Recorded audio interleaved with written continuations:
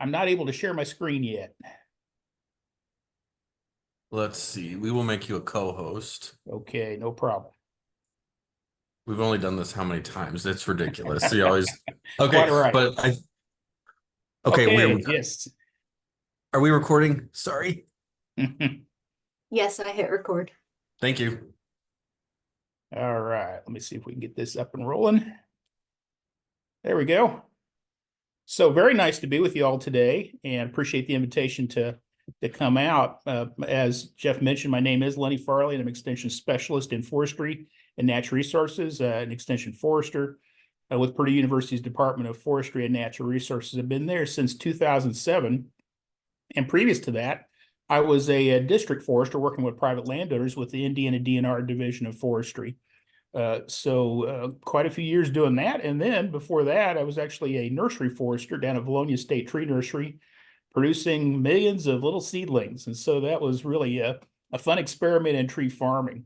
So what I hope to do today is to give you a little introduction to some tree ID resources, because one of the first things about enjoying trees in Indiana is actually learning how to ID our over 100 native species. And so it's not an easy task sometimes to ID trees in Indiana, but there's a lot of resources to help you.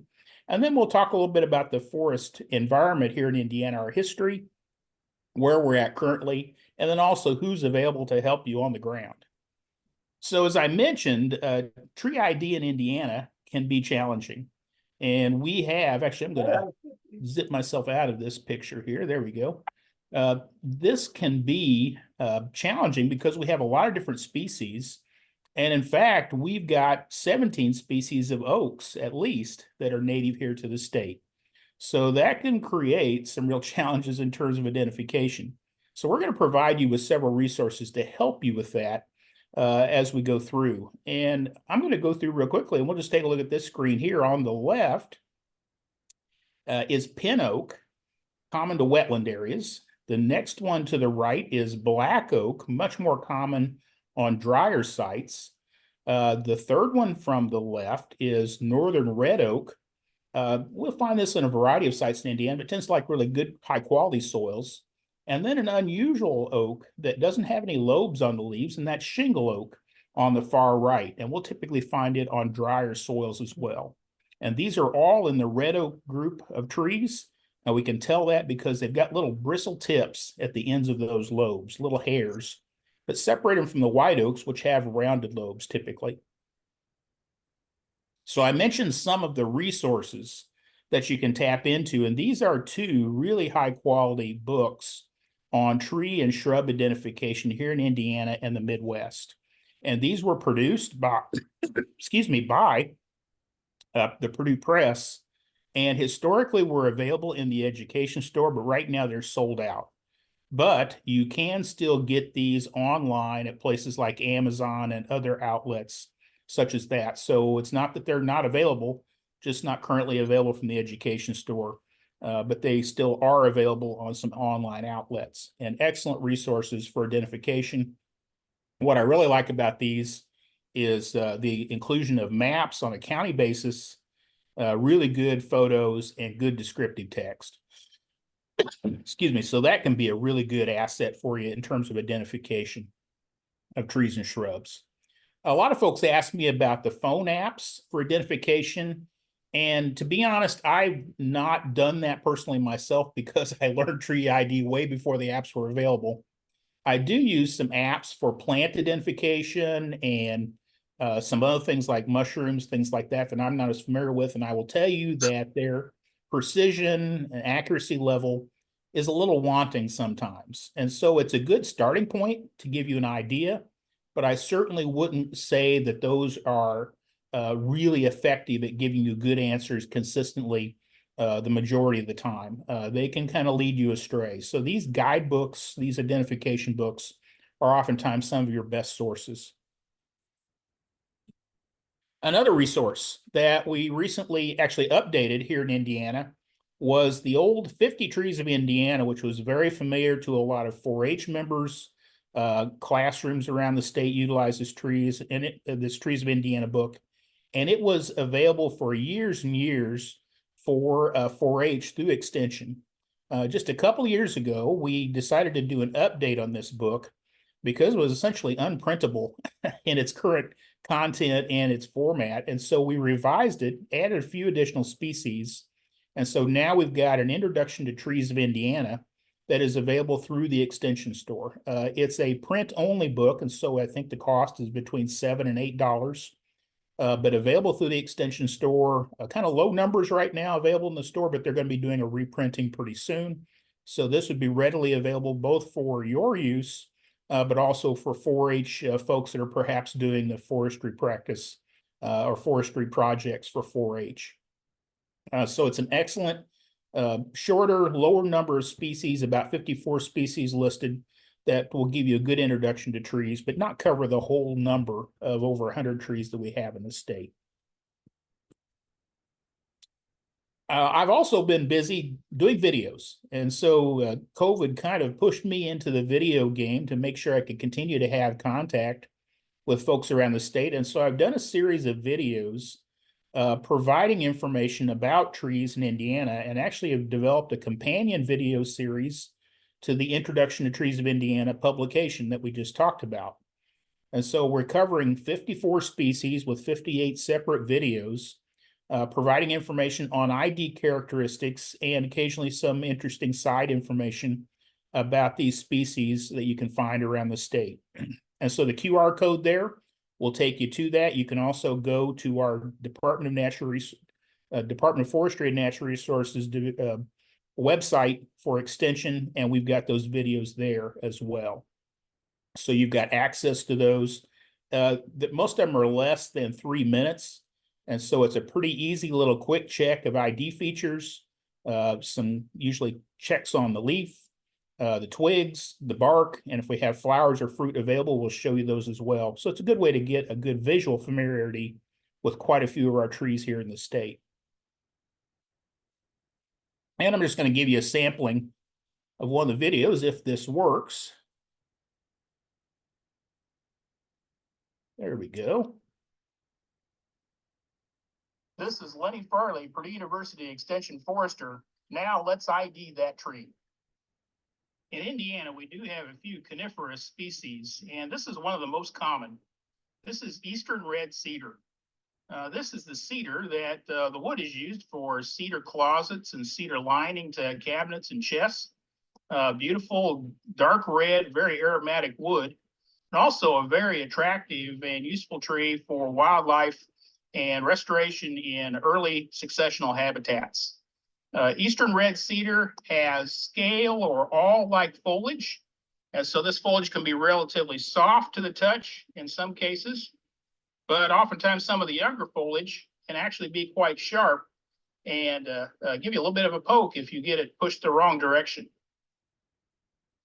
Eastern red cedar bears cones that actually look like little bluish berries. And so they're oftentimes called berries, but because it is coniferous, this is actually a type of cone that its seed-bearing structure, eaten by a wide variety of birds and scattered across the landscape. So it's not unusual to see cedar popping up on roadsides, old pastures, or other locations where there's plenty of sun and oftentimes some disturbed soil. Eastern red cedar does love sunlight and will tend to languish in the shade. And so we're going to typically find it in areas with plenty of sunlight. We will find it in forest understories sometimes, but typically it's on its way out if it's been overtopped by shade. The bark and the stems of eastern red cedar tends to be gray-brown and somewhat shreddy. It takes many years to produce large trees, but we will occasionally find trees that are 1.5 feet, 2 feet in diameter out on the landscape. Not one of our fastest growing trees, but relatively long-lived. And a very important tree for wildlife with this great cover and fruit production. And so when next time you look at eastern red cedar out in the landscape, consider the fact that it does offer quite a few benefits to our Indiana forest.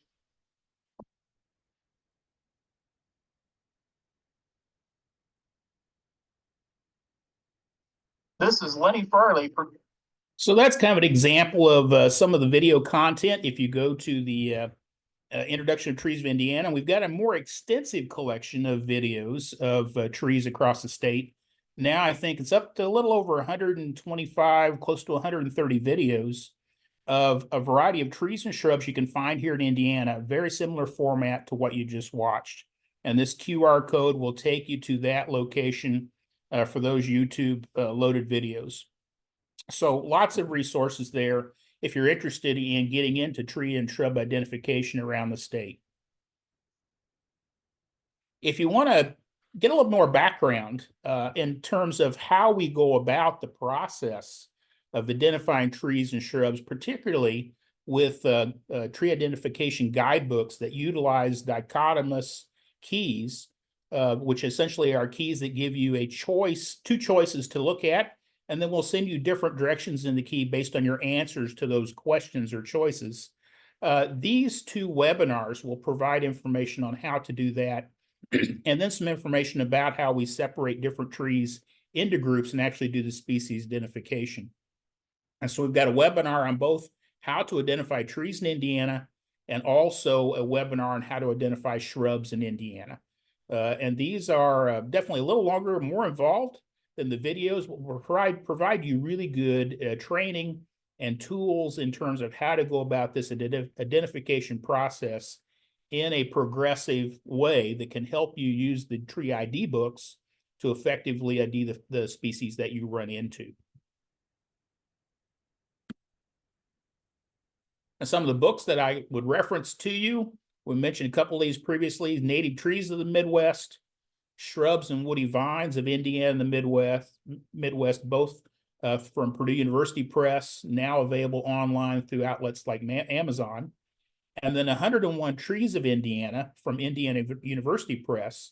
And this one's also readily available from online stores and some brick and mortar stores as well.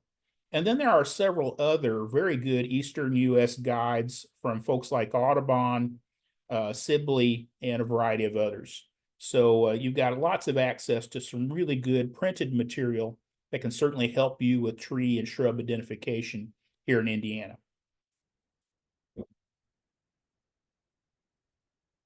So I wanted to give you a little bit of background now on forests in Indiana, where we're at, where we came from, and then how you can plug into some additional information about our Indiana forests.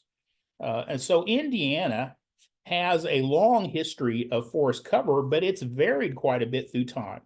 And so right now in Indiana, we have about 20% forest cover in the state. And this map on the right in the green shows you the forest cover across the state. And you can see a lot of it is concentrated in south central, southeastern Indiana, and then a scattering of forests up here in northwest and northeast Indiana, and then also along the river systems through the central part of the state. But you can also see our very much ag-dominated landscape as well in the central part where the glaciation occurred. I actually grew up in Brown County in south central Indiana, and it shows up very nicely with that square block, including parts of Monroe, Jackson, and also Bartholomew counties on the edges. So big forested area there.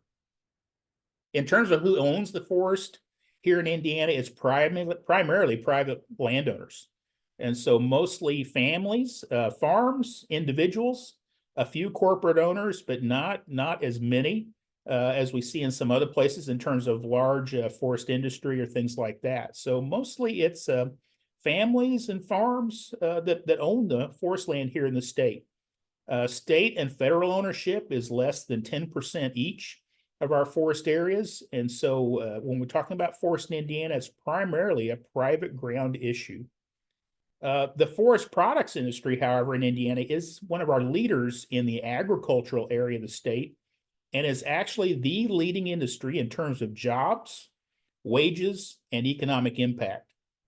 And a lot of folks are surprised by that.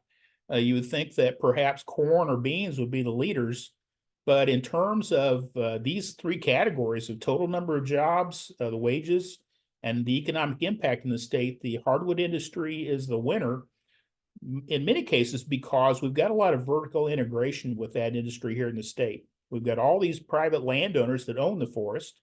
We've got a lot of forest industry in the state that's involved in harvesting and manufacturing these products. And then we even have companies that are selling the finished products right here in the state as well. Another good story about Indiana is we continue to grow our forests in terms of the volume of material wood that they're producing. So the gross volume of growth in Indiana forests exceeds all losses by about a 1.3 to 1 margin. And so we are still growing more wood than gets utilized and or is lost from mortality annually. And in fact, we're losing more wood volume to mortality every year than we are to harvest by about a 1.9 to 1 ratio. And this is actually a little bit of a concern to us in the state as we see more and more mortality in our forests. Some of this is due to invasive issues like we had with the emerald ash borer killing much of our ash in the state.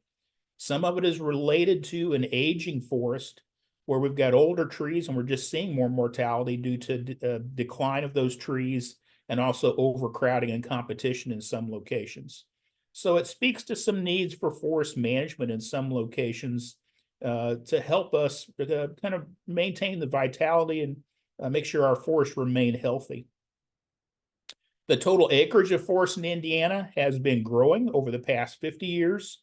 Currently, it's remaining steady, up and down a little bit. So some years we'll see a little bit of a loss in forest cover, some years a little bit of a gain. But it looks like it's going to be staying pretty steady, maybe with very slight losses here in the near future.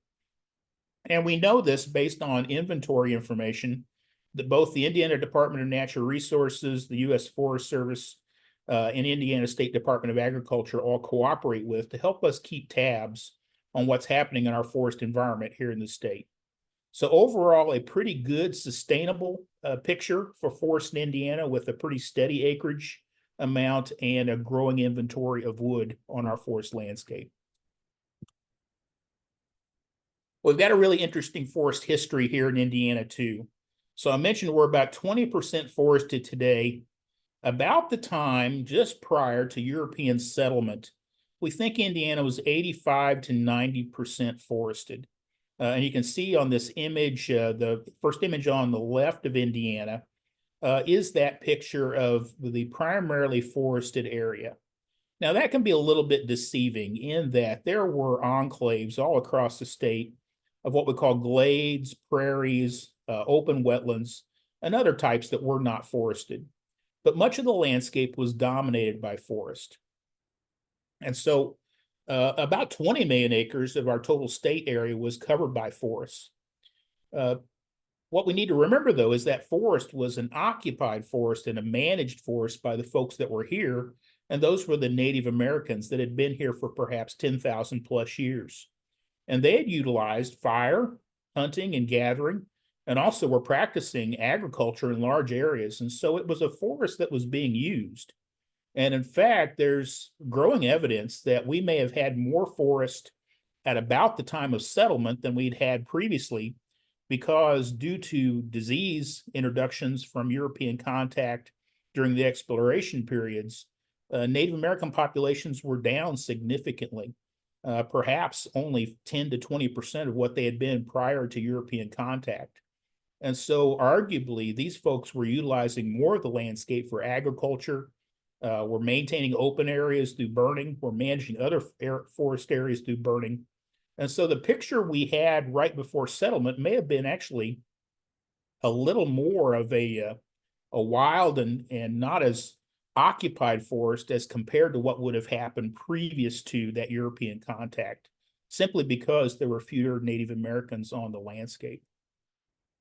We also had a significant impact of wildlife on our lands. I think the story's been told that some of our major roads were historically buffalo traces. So the migration of Indiana would have left major impacts on the landscape. My home county still had some old residual bear wallows in some of the uplands where bears would come to upland wetlands and wallow in the mud to get relief from biting flies during the summer.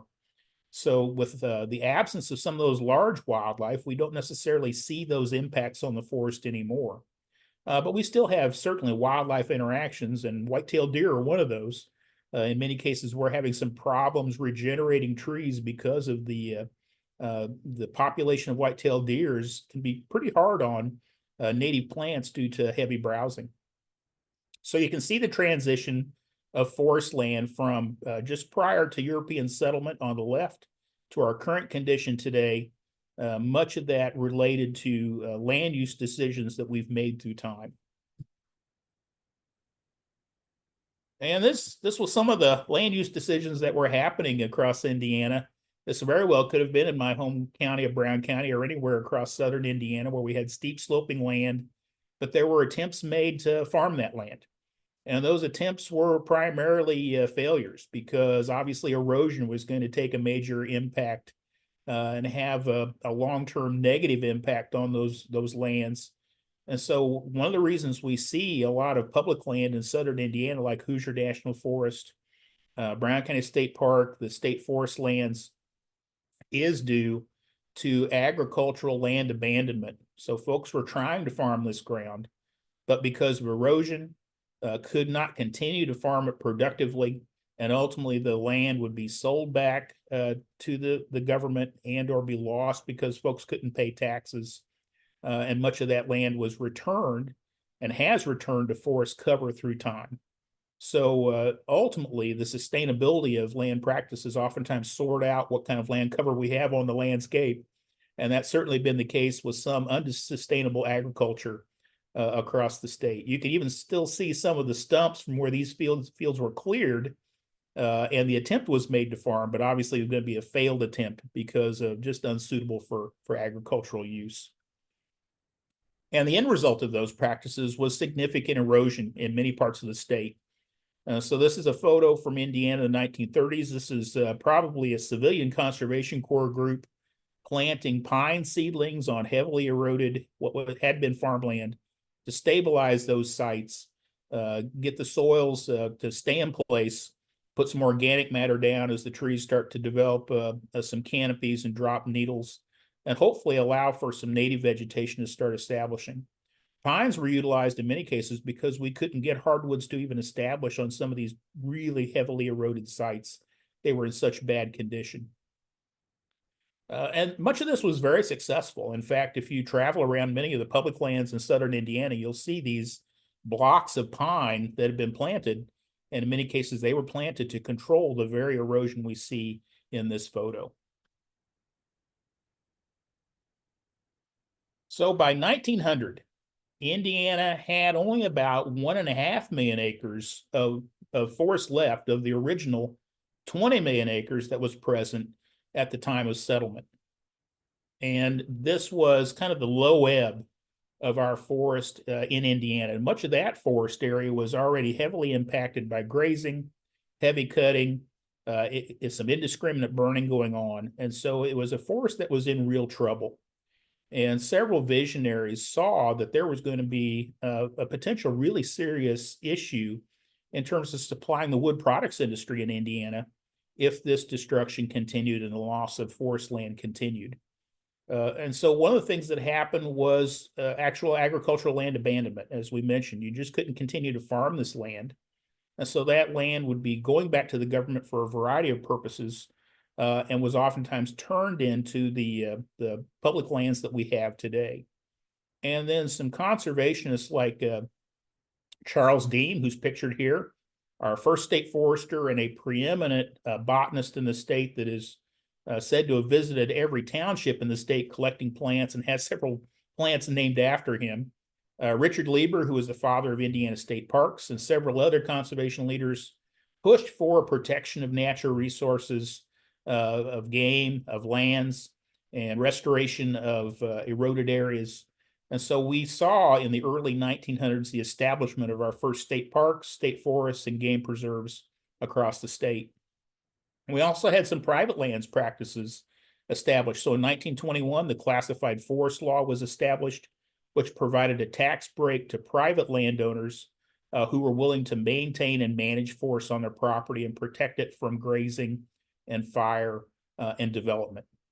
And also the government and a variety of other organizations were pushing for tree planting and active wildlife management and protection. And this led to much improvement through time from that low ebb of forest in the early 1900s. So we've had a really interesting history and actually a pretty good recovery story here in Indiana. There's some reasons for concern going forward. We have issues like invasive plant species and invasive pests.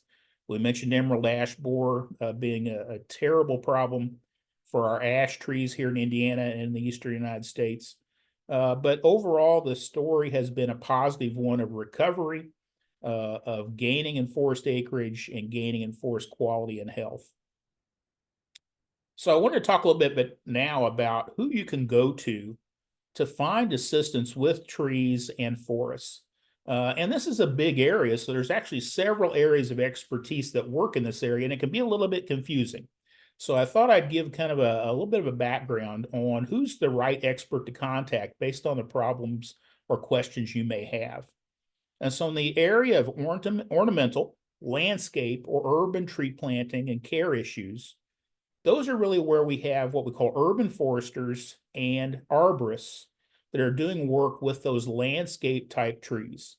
And so here at Purdue, Ben McAllister is our urban forestry extension specialist, and he's housed in our Department of Forestry and Natural Resources here at Purdue in Extension.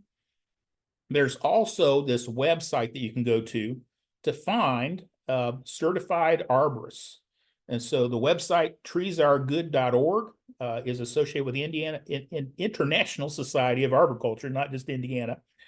And it has a nice searchable tool that you can put in your location, and it'll come up with the names of several arborists that are available in your area. And these are folks that are trained to help take care of lawn, urban, landscape style tree issues. You typically don't want to call a forester who works with forest systems for those types of tree issues because we're really not trained in that area. So we're working with forest systems. And so that's really kind of the area that I work in. And so trees that are managed as part of a forest system or plantings done to create new forests or for other conservation purposes, that's the domain of primarily the foresters and forest managers. And so I work in that area. I'm an extension forester, as I mentioned, in forestry and natural resources. We also have the Indiana Division of Forestry that has district foresters that work with landowners on a county basis around the state. So there's a district forester that is assigned to every county in the state. And if you have 10 acres or more of forest land, you can typically get access to their services. And then we have also private sector foresters in the state that you can find through findindianaforester.org. And this is another searchable tool that'll help you locate professional foresters in your area.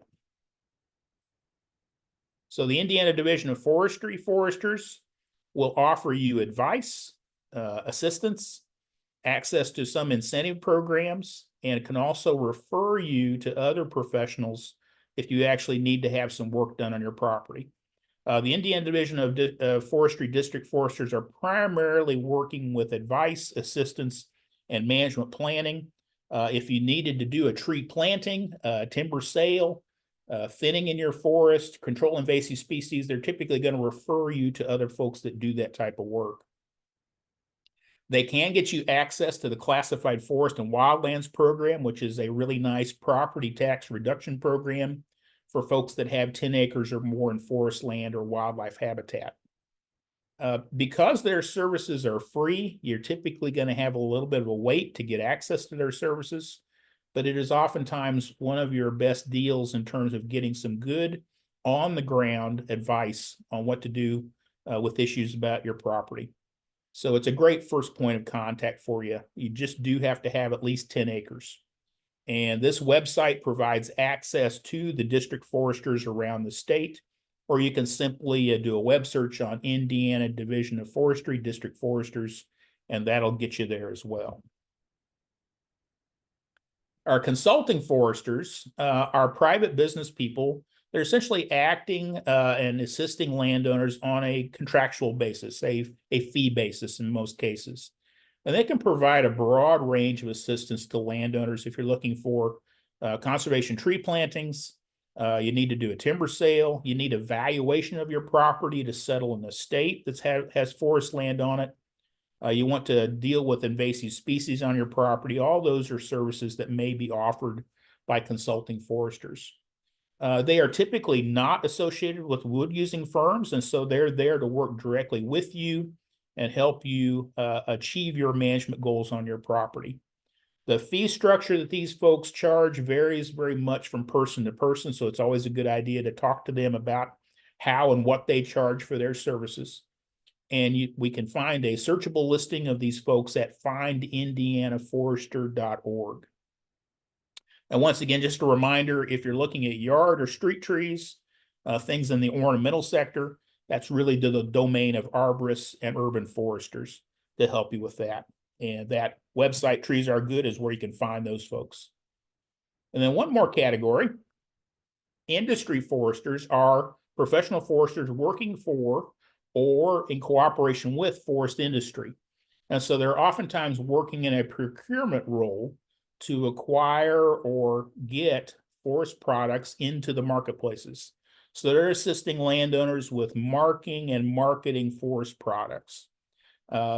So it may be an individual that is selling materials or offering these services and then reselling to forest industry, or it may be forest industry that has these folks as part of their firm that are out helping landowners get forest products into the marketplace.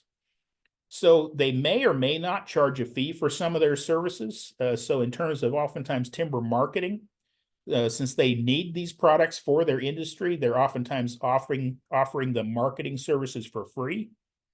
They may also offer some other services, but there may be fees associated with that. So it might be some forest management practices like we mentioned earlier.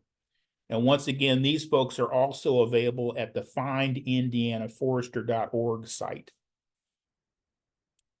And you can find foresters at a variety of other locations. So obviously here with Purdue, we've got some foresters on staff there.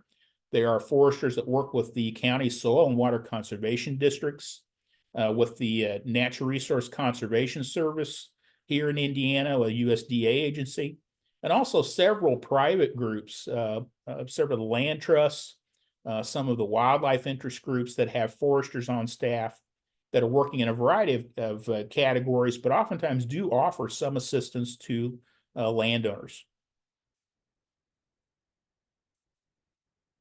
Then if you've got some invasive species issues, or you want to find out about invasive species on your property, particularly invasive plant species, there are several what we call cooperative weed management areas around the state. And this website will show you where those are and what the contact points are for those. The different cooperative weed management areas offer a varying level of activity and services to landowners, but many of them are offering, in some cases, on-site visits to your property to help you see if you've got invasive species and give you direction and guidance on how to deal with some of those issues. Invasive species being one of our biggest threats to healthy forests in the state. This is a really great service. So that's another avenue you've got to get tapped into some assistance with your woodlands if you own some here in Indiana. A resource that I would encourage you to tap into if you haven't already is a really nice website and occasional newsletter that could go out, either hard copy or email newsletter, and that's the Woodland Steward.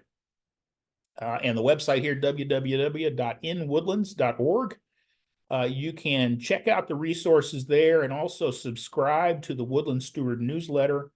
And it oftentimes has very relevant information and articles related to woodland management, woodland ownership, wildlife management, and resources you can get access to that can really be helpful for you as a woodland owner. Plus, many of the articles are just very interesting. So I've been a member and getting this newsletter for many years, contribute to it occasionally, and really find it a wonderful and free source of information for forestry information and woodland management assistance here in Indiana.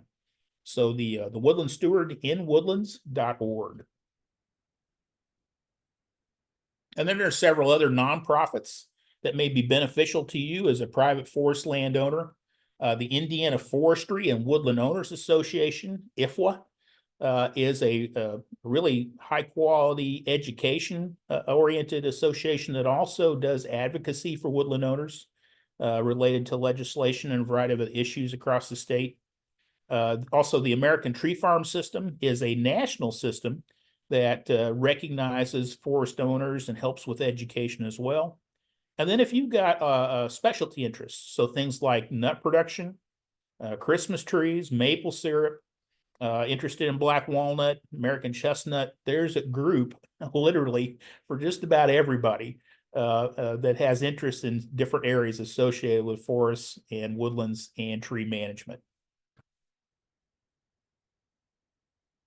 Some other sites that I found very useful and I think are a good go-to information site for landowners is the first one is Call Before You Cut.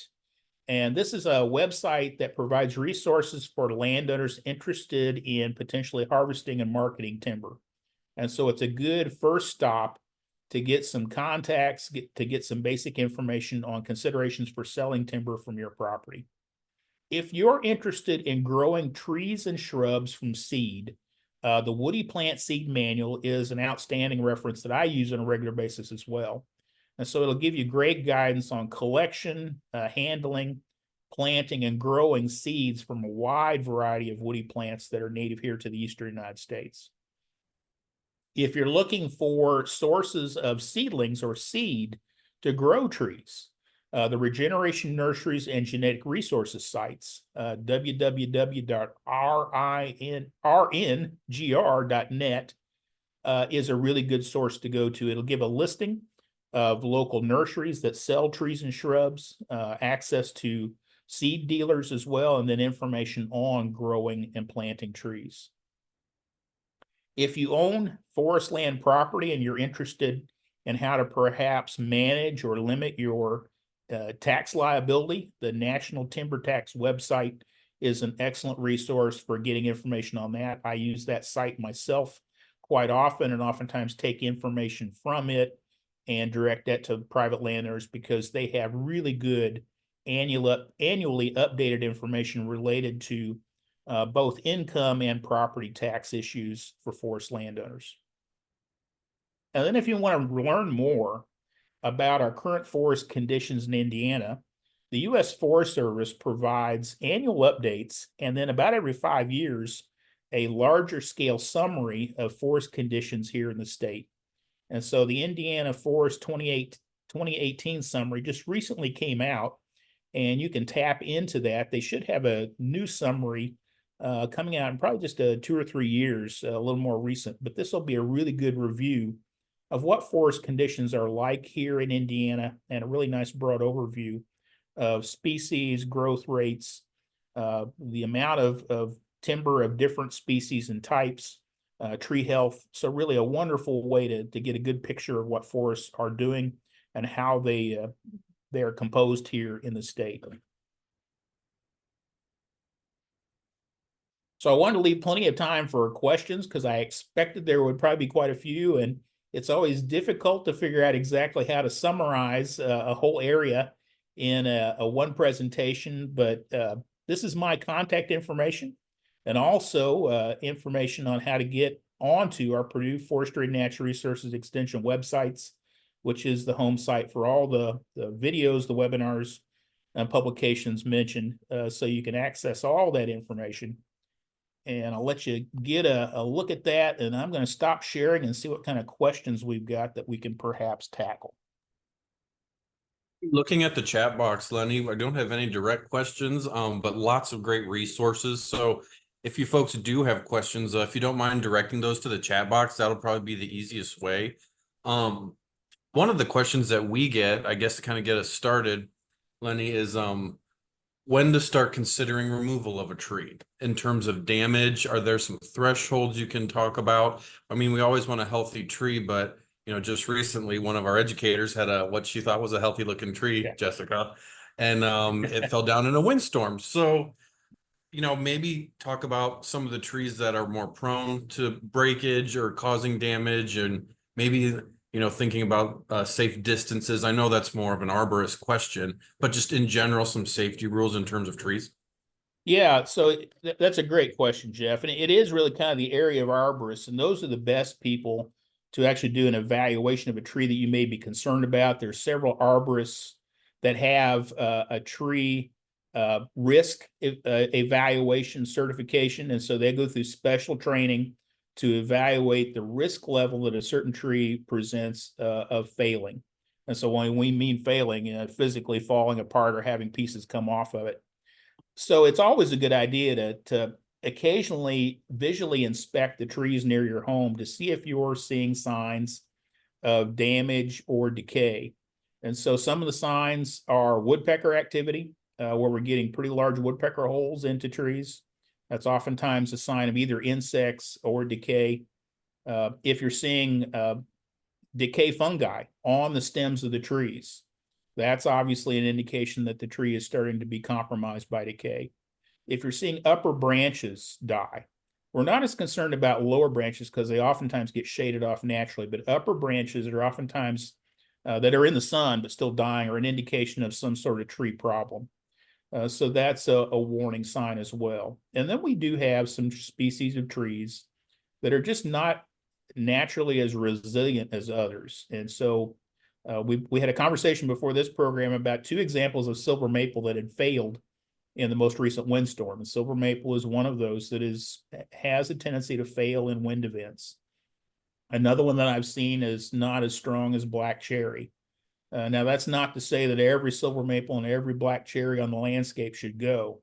I don't think that's true, but it's a consideration when you start selecting trees for landscaping, or also a consideration when you're having a tree evaluated for risk. So my best recommendation is to take a look at your trees. If you see potential signs of problems, best to have a certified arborist, somebody trained in this, to take a look at the tree, give you an evaluation of the level at risk it presents and what practices you might take. And not all those are tree removal. Some of those are tree care practices.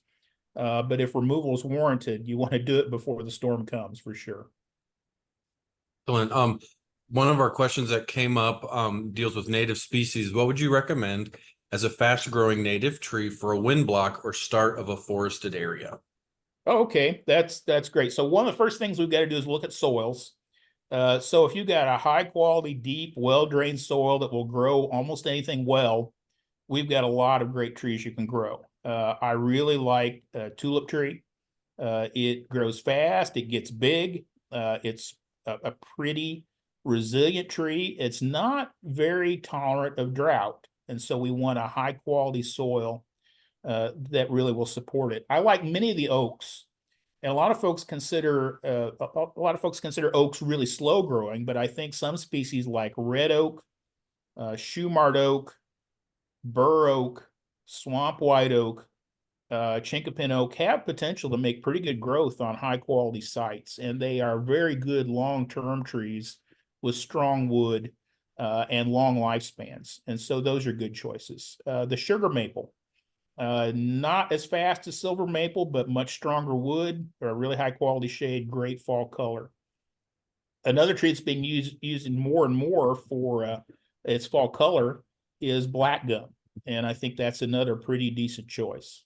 So there's a wide variety out there. And I would say don't get too wrapped up in growth rate. Oftentimes the fastest growing trees are the shortest lived. Or have the lowest quality wood in terms of storm resilience. And so kind of that happy medium may be your best bet. Awesome. The next question was, I have an old sugar maple on my property, lots of animals living in it, squirrels, screech owl. It's definitely decaying. Do I need to have it removed, or can I leave it for the wildlife? It looks like it's in an urban yard and not near structures.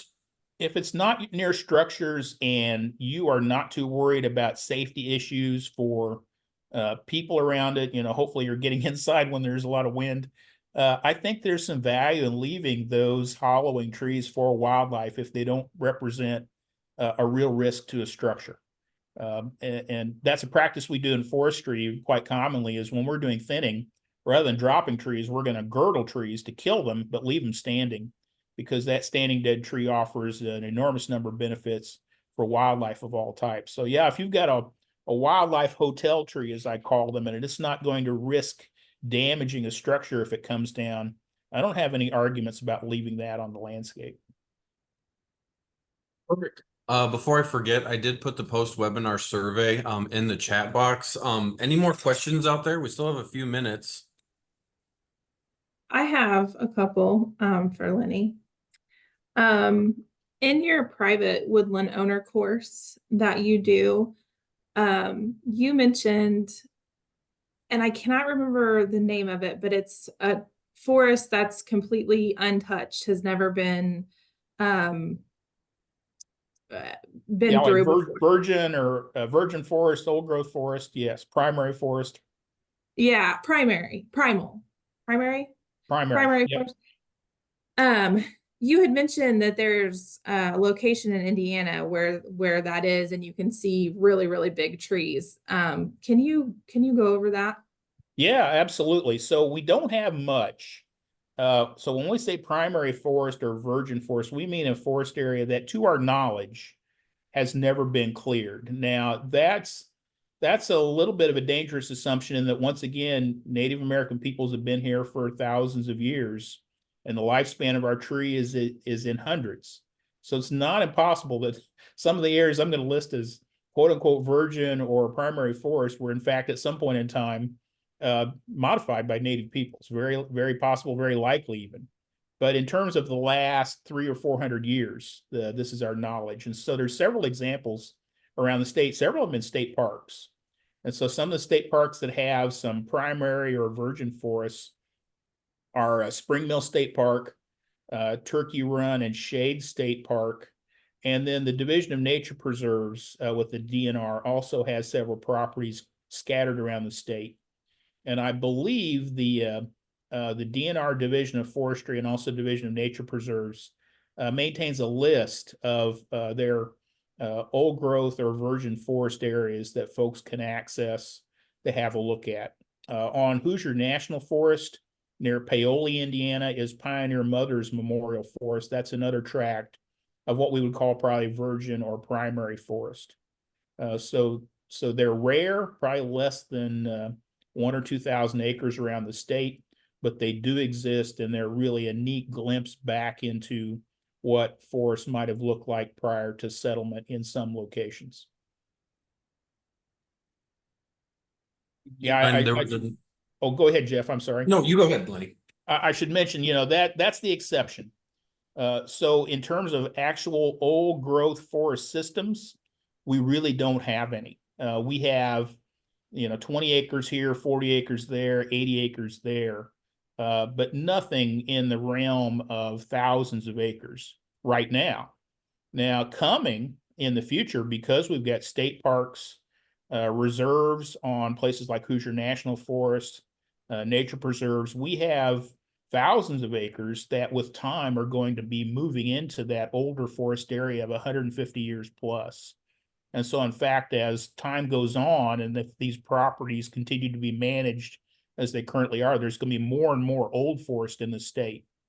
One of our concerns in the wildlife and forestry community is actually the lack of young forest in the state, because we have many wildlife species that either utilize or even dependent on young forests that are less than 20 years old. And we've got less than 4 or 5% of that on the landscape right now. So active forest management, where we can practice it, is a good solution to that problem. And the fact that forests regrow tells us we're not destroying forest, we're simply creating a new structure and type of forest by that active forest management to get some of that young forest on the landscape.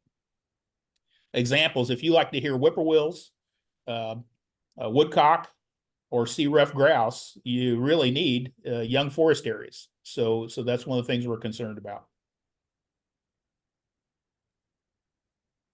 We did have another kind of a follow-up question for privacy fencing.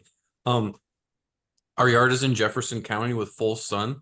The soil pH is 7 to 7.4. They would like to work on some property fencing. So any recommendations with that pH information in full sun?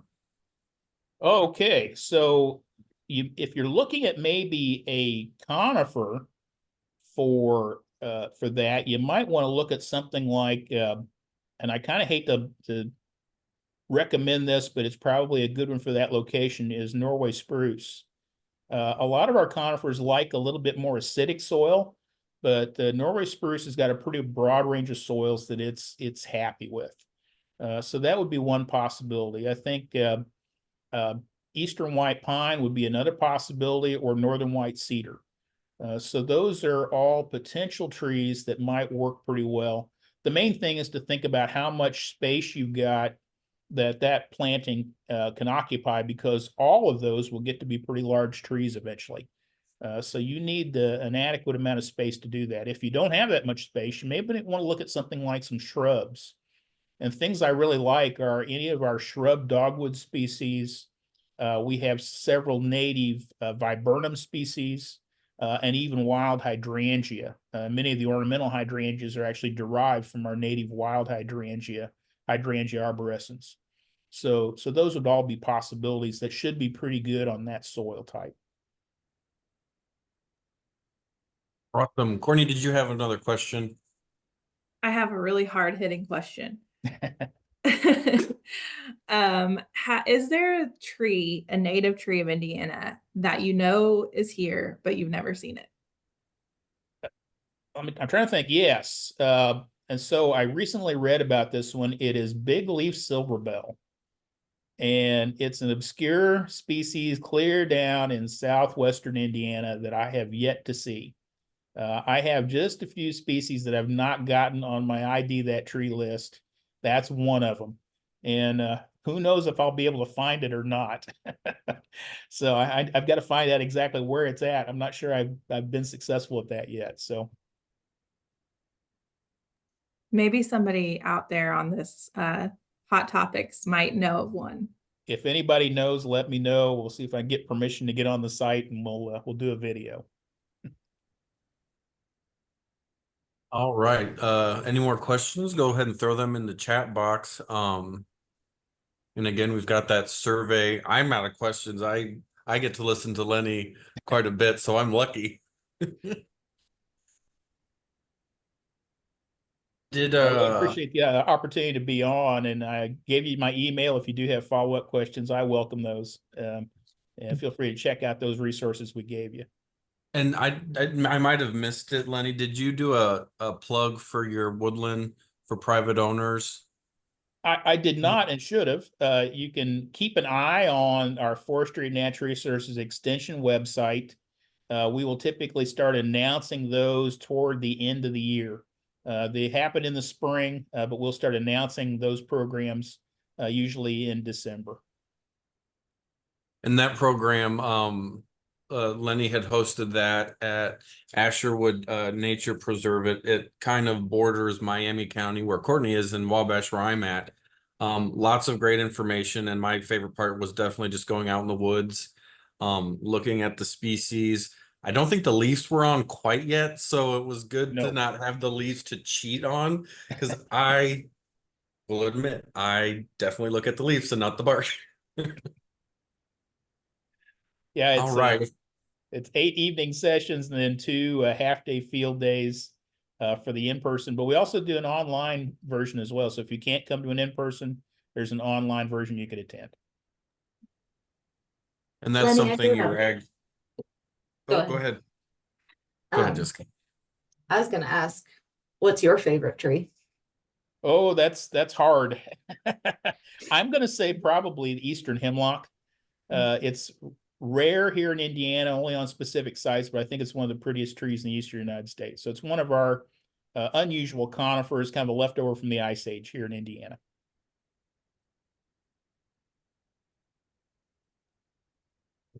All right. If there are no more questions, we can hang around here for a little longer. But thank you everyone for showing up and joining us. The recording will be put up on our YouTube channel.